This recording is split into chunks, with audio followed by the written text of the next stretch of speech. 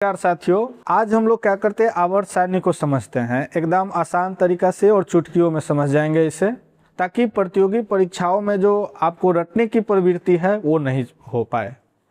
क्या करते हैं कि आवर्त सारणी में, जैसा कि आप जानते होंगे, एक आवर्त होता है और वर्ग होता है।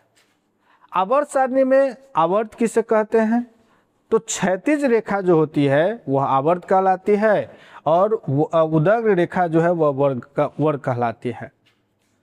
आवर्त की संख्या 7 होती है और वर्ग की संख्या जो होती है 8 होती है।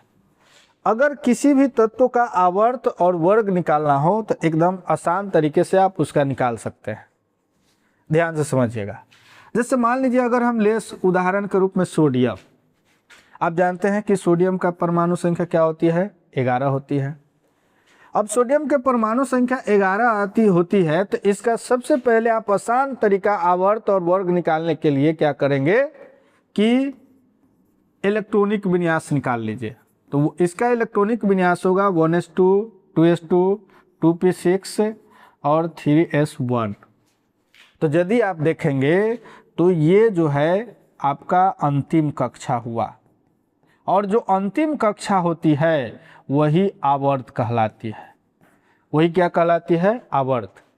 और ये अंतिम कक्षा का जो ये सब सेल है या उप कक्षा है, इस पर अगर आप अंतिम इलेक्ट्रॉन अगर आप देखेंगे तो अंतिम इलेक्ट्रॉन की जो संख्या है या 72 कक्षा में जो अंतिम इलेक्ट्रॉन होते हैं वही कहलाते हैं वर्ग। क्या कहलाते हैं, वर्ग।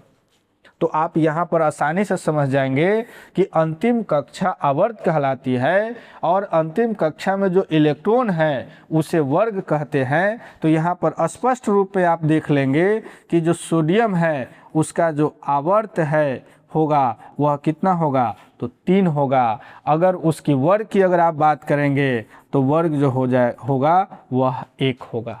अगर आप इसको देखेंगे कि ब्लॉक कितना होगा, तो अंतिम इलेक्ट्रॉन किस सब सेल में भर रहे हैं, तो एस सब सेल में, इसीलिए यह एस ब्लॉक का तत्व हो जाएगा। इस तरह से एकदम आसानी तरीके से आप परीक्षाओं में आवर्त और वर्ग को निकालने के लिए 1 नंबर अपना आसानी से पक्का कर सकते हैं।